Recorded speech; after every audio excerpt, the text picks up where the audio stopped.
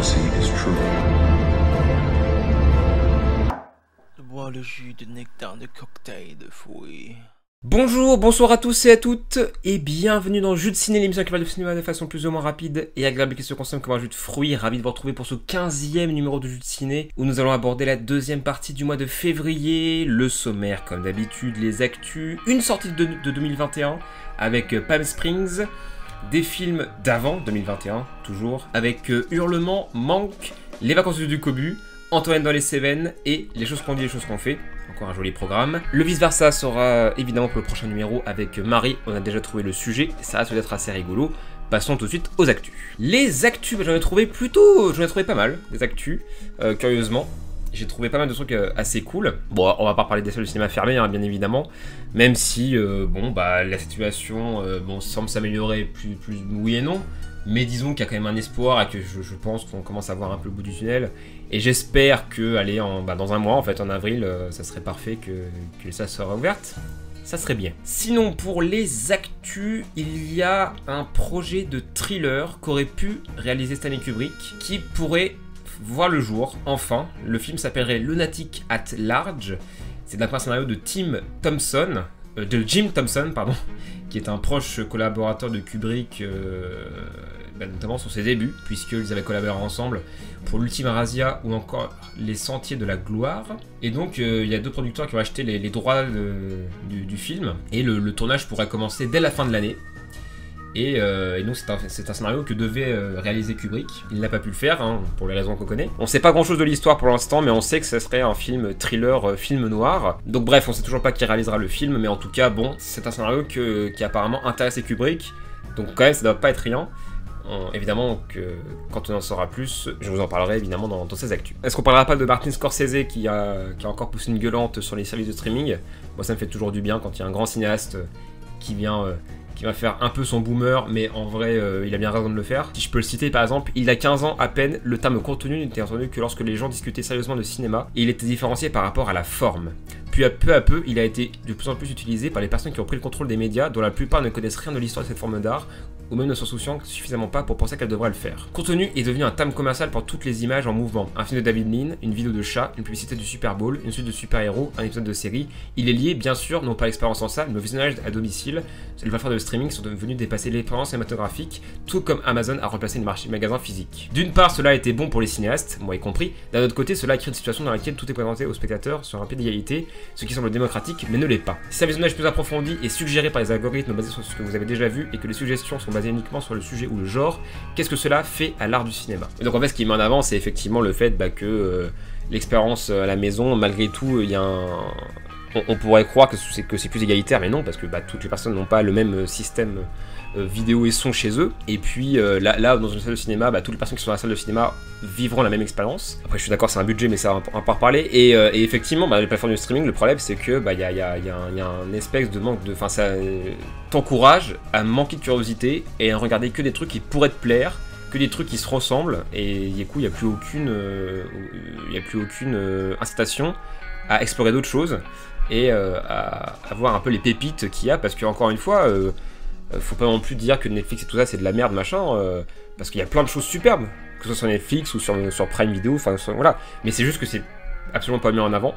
Mais cela dit, comme dans les sorties salles, il y a un peu la même idée, ça je suis d'accord. Mais voilà, sur Netflix, il y a tellement de films géniaux proposés, alors je sais pas s'ils y sont toujours, mais des films de Truffaut, des films de Jacques Demy, en plus des grands classiques du cinéma français, pour tous ceux qui disent que le cinéma français c'est de la merde, et qui n'y connaissent absolument rien. Mais voilà, il y a plein de pépites comme ça, des films de Chaplin, tout ça, et tout ce qui met en avant, c'est des séries, les toutes dernières séries, puis des films à la con, qui intéresse, qui dans l'idée, sincèrement, n'intéressait personne, mais vu que c'est mis en avant, let's go, on le regarde quoi. Et donc il y a vraiment un manque de curiosité qui fait très peur. Donc Martin Scorsese a pour moi tout à fait raison, même si effectivement il a un peu profité du truc avec The Irishman, mais en même temps personne ne voulait financer son film, donc bon, il aurait tort de se priver de... Il voulait faire son film, il a pu le faire grâce à Netflix, bon voilà, on peut quand même merci à Netflix sur ce coup là, malgré tout, ce n'est pas le mal absolu non plus. La salle de cinéma restera évidemment supérieure en tout point, bien sûr. Joaquin Phoenix qui rejoint l'univers de Ari Aster pour un nouveau long métrage qui s'appellerait Disappoint Boulevard, je sais pas pourquoi je prononce comme ça. Alors, du coup, je sais pas si ça sera le prochain film de Ari Aster, parce que j'avais aussi mentionné Beau is Afraid, mais je sais pas si ça se fera finalement ce film. Peut-être que je me suis un peu avancé, peut-être qu'en fait le film n'est pas du tout prévu, mais qu'en fait ce sera celui-ci, le nouveau film de Ari Aster, donc metteur en scène évidemment de Hérédité et de Midsommar, les superbes Hérédité et Midsommar. On n'est pas encore très sûr du synopsis, mais on sait que l'œuvre dressera le portrait intime d'un des plus grands entrepreneurs de tous les temps, le tout sur plusieurs décennies, un projet qui semble donc très ambitieux sur le papier. Et évidemment ça donne très envie. Prochaine actu qui n'a pas vraiment de lien direct avec le cinéma, mais quand même il fallait en parler, la séparation des Daft Punk, évidemment, qui a secoué un peu tout le monde. Comme beaucoup de gens, j'aime énormément Daft Punk. Alors j'ai découvert un peu sur le tard, hein, je vais pas faire genre j'étais là au début, c'est faux. Je les ai découverts un peu sur le tard, déjà quand ils ont commencé j'étais pas né. Très vite j'ai beaucoup aimé, j'ai acheté tous leurs albums et c'est un vrai bonheur d'écouter leurs morceaux. Et puis voilà, grande tristesse malgré tout, ou même si on se dit qu'ils pourraient faire des projets solo chacun de leur côté. Mais ça a quand même été un choc et malgré tout, pour en parler de cinéma, on peut se rappeler évidemment de leur bande originale magnifique pour le film Tron. Pour moi la BO méritait un meilleur film, mais bon ça c'est autre chose. Et puis aussi on peut mentionner leur long métrage d'animation pour l'album Discovery, ou même le film qu'ils avaient réalisé pour Human After All. Electroma d'ailleurs, la vidéo épilogue est un extrait de ce film là, que j'ai pas encore vu mais que ça m'a donné très envie de le voir. Ils ont quand même un lien plus ou moins proche avec le cinéma et on peut très vite deviner que ce sont des grands passionnés de cinéma, j'en suis quasi sûr. On a aussi eu les résultats Golden Globe. Alors j'avais fait un live Twitch, je suis en live sur Twitch tous les lundis soirs, je rappelle. J'avais donc fait des prédictions sur Twitch pour les Golden Globes. J'avais fait 13 prédictions et j'ai eu 9 sur 13, donc assez content. Il y a juste Borat qui a reparti avec 2 prix que j'avais pas du tout vu venir. Sinon il n'y a pas eu beaucoup de surprises, je dirais. Nomadland a un peu roulé sur le truc avec meilleur film dramatique et meilleur réalisateur, enfin que meilleure réalisatrice en l'occurrence pour Chloé Zhao. Aaron Sorkin qui repart avec le meilleur scénario pour l'essai de Chicago, pas très surprenant. Saul qui repart avec la meilleure musique et la meilleure film d'animation, pas très surprenant non plus. Donc voilà, bon c'est un premier indicateur je pense pour les Oscars, et à mon avis je pense que Nomadland est à suivre de très près. Dernière news, parce que ça putain ça m'a fait extrêmement plaisir. 12 ans après District 9, Neil Blomkamp travaille sur la suite, sobrement appelée District 10. Je suis tellement heureux, District 9 étant un de mes films préférés ever. C'est un film que je trouve absolument dingue. Et donc depuis, Neil Blomkamp avait réalisé Elysium qui était sympa, Chappie qui était plutôt bien. Et donc là voilà enfin la suite de District 9. Je suis tellement impatient. Alors je sais pas si c'est le fait que, parce que Blomkamp voulait faire un Alien, je sais pas si c'est parce que le projet a échoué que du coup il s'est dit fuck, je retourne sur District 10. Mais en tout cas ce qu'on sait c'est que le scénario sera écrit donc par Neil Blomkamp et sa femme, et aussi Sharlto Copley qui est l'acteur qui incarne le personnage principal du premier film. Donc on peut déjà supposer que l'acteur sera de nouveau là pour cette suite, ce qui semblerait plutôt logique de la fin du premier. Donc voilà, très impatient de le voir. La suite d'un de mes films préférés. Juste OMG, je suis prêt quoi. Voilà pour les actus, on passe à la sortie de 2021. Il n'y en a qu'une, mais n'empêche que c'est la première fois que j'aborde un film sorti en 2021 en France dans un jeu de ciné. C'est quand même incroyable. Et ce film c'est Palm Springs, réalisé par Max Barbaco, que j'ai regardé pour les Golden Globes, pour faire mes prédictions. Ça valait bien le coup, le film a rien gagné. Donc cette comédie romantique qui est sortie sur Prime Video, qui donc fonctionne avec un principe de boucle temporelle, sans trop en dire, que j'ai trouvé bien, malgré quelques défauts et des ficelles évidentes. Le duo principal, qui est à la fois génial et attachant, porte le film sans peine. C'est très sympa à voir, ça dure qu'1h30, on s'ennuie pas du tout. Il y a plein de bonnes idées, c'est plutôt fun à regarder. Voilà, ça n'empêche pas que parfois il y a quelques maladresses et que c'est pas spécialement bien réalisé, mais casting est très charmant, et puis ça fait du bien quoi. C'est un film qui fait du bien, qui est vraiment dans un esprit assez feel good, et ça fait du bien. Voilà, c'est un film assez rafraîchissant qui fait du bien.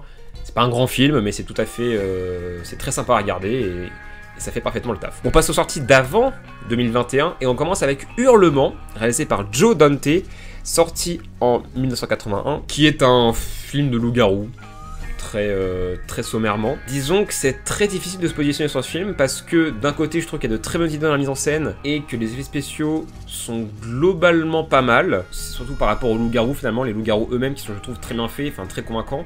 Les transformations en loup-garou, on en voit 2 ou 3, sont extrêmement bien foutues. Ça rappelle le loup-garou de Londres de John Landis, pardon c'est ça. D'ailleurs, pour l'anecdote, c'est un film qui avait tellement impressionné Michael Jackson que Michael Jackson a demandé à John Landis de réaliser le clip Thriller, voilà, pour revenir à Hurlement. Donc c'est un film qui a une bonne, enfin tu sens qu'il y a un vrai cinéaste derrière la caméra. En termes de mise en scène et en termes d'effets spéciaux, de technique, tout ça c'est plutôt bien foutu. Mais par contre, c'est un peu ce genre de film où le scénar est quand même très classique, voire trop classique, que les acteurs sont très peu convaincants, que les personnages sont absolument inintéressants et pas très attachants. Donc disons que c'est un film que tu regardes plus pour sa technique et pour ce qu'il montre plutôt que ce qu'il raconte. Quand même, il y a des éléments très vieillots et ça ne fonctionne pas toujours. Donc c'est sympathique à regarder, mais c'est franchement pas marquant. C'est clairement pas le meilleur film de John Hunt. Pour le coup, préféré Le Loup-garou de Londres, qui est bien plus inventif et qui, même s'il a un côté un peu plus comique, arrive très bien à jongler entre des scènes comiques et un côté très horrifique qui fonctionne bien aussi. Le prochain film, c'est Manque, le dernier film de David Fincher qui est sorti en décembre 2020, qui est donc sorti sur Netflix directement, qui est un biopic sur Mankiewicz, qui est notamment connu pour être le scénariste de Citizen Kane, le premier film de Orson Welles, grand chef-d'œuvre du cinéma, que j'ai d'ailleurs abordé dans un jeu de ciné. Je sais plus lequel, mais ça remonte à 2-3 numéros de ça. Donc, un film qui se révèle être un peu bavard et long, mais qui reste très intéressant, autant dans la forme que dans le fond. Dans la forme, pardon, que dans le fond. Déjà dans la forme, donc c'est en noir et blanc, il y a beaucoup d'esthétique, et puis très bon casting, nombreuses références qui sont plutôt bien mis avec parcimonie, et du coup c'est pas non plus, ça fait pas en trop. Mais par contre voilà, en termes de scénar, on est loin de la maestria d'un Aaron Sorkin avec The Social Network par exemple. Donc c'est pas toujours passionnant, parfois il y a certaines scènes qui s'embriquent parfois un petit peu mal. Mais globalement, c'est un film qui est assez instructif et captivant et qui se regarde vraiment très bien. C'est très agréable à regarder, mais voilà, c'est pas un grand film, c'est pas un grand David Fincher. On est vraiment sur un film assez mineur, je pense, dans sa filmographie, mais c'est très sympa à regarder. Et puis, effectivement, on peut aussi se poser des questions un petit peu sur Gary Oldman, qui est un excellent acteur, mais est-ce que le choix de l'acteur était pertinent par rapport à l'âge qu'il avait, enfin par rapport à l'âge qu'il a surtout, pour incarner donc ce Mankiewicz. Notamment quand il est jeune, on n'y croit pas beaucoup. Donc voilà, c'est un peu compliqué de se positionner là-dessus aussi, mais voilà. Sinon, non, Manque est vraiment bien. Le prochain film, c'est Les Vacances de Ducobu, réalisé par Philippe de Chauvron. J'avais parlé du premier Ducobu dans le numéro précédent.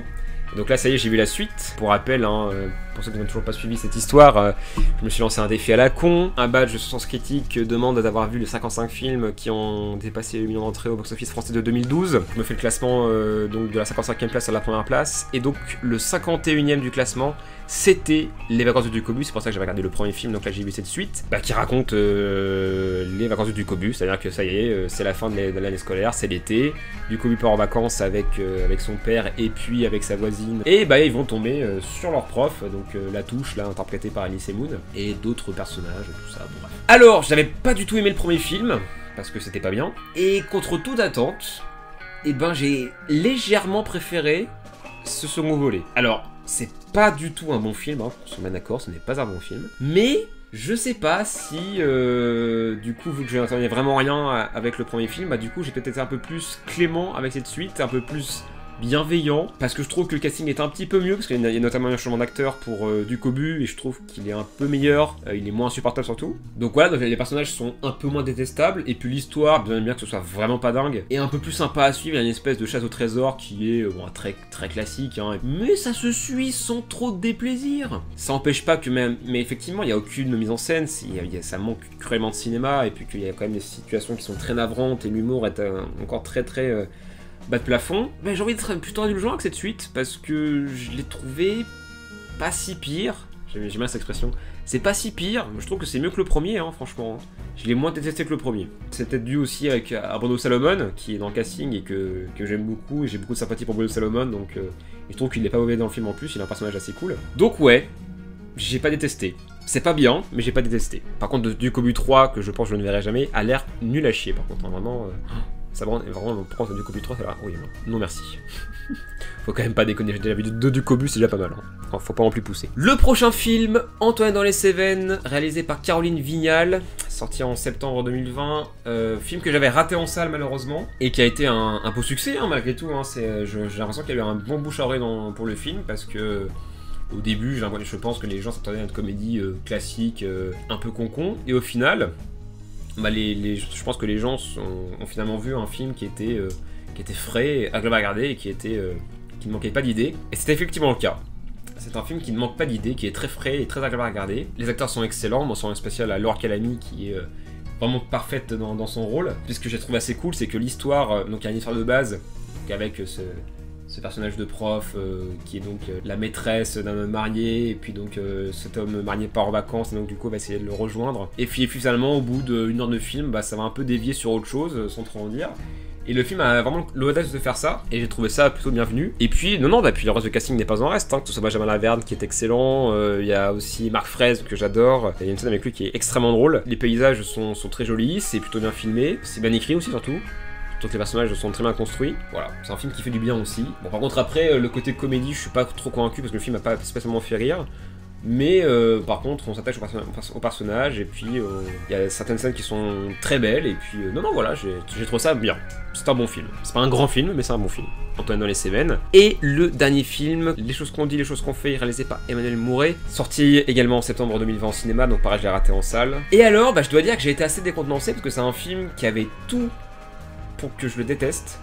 C'est-à-dire qu'il a un côté très théâtral assumé, c'est-à-dire que vraiment les acteurs parfois ils sont dans surjeu, dans sous-jeu, et il y a un espèce de truc collectif où vraiment l'idée c'est vraiment d'être le moins naturel possible. C'est-à-dire que vraiment il faut tout faire pour que les dialogues ne sonnent pas du tout vrais. L'idée c'est que ça sonne faux. Alors dit comme ça, on dit donc c'est de la merde.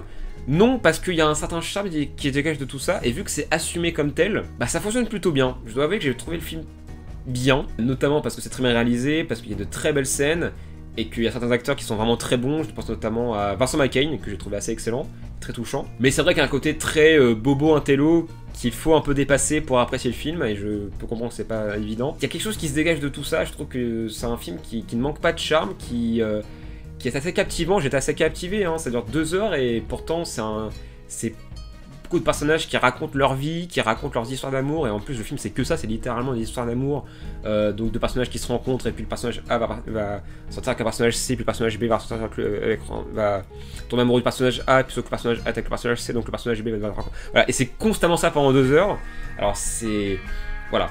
Tu te dis, les personnages de ce film n'ont pas beaucoup de problèmes pour autant se focaliser là-dessus. Donc faut dépasser ça. Mais si tu arrives à dépasser ça, je trouve qu'on a un beau film avec de très belles scènes. Et ça m'a donné envie de voir d'autres films de Emmanuel Mouret. Et je sais que c'est son style, ce côté un peu très théâtral. C'est pas son défaut non plus, je dis pas, mais je dois avouer que j'ai plutôt bien aimé l'ensemble. Voilà donc pour ce 15e numéro de Jus de Ciné. Merci à vous de l'avoir suivi. Je vous souhaite... plein de bonnes choses pour la suite, pour qui s'annonce rien du tout. Le prochain numéro donc sortira dans à peu près 2 semaines. Ça sera donc avec Marie, et il y aura un vice versa qui risque d'être assez cool, je pense. On se retrouve donc bientôt pour ça, et on se retrouve également pour d'autres vidéos. Je vous souhaite une très bonne journée ou soirée, et à la prochaine pour plus de cinéma. Salut!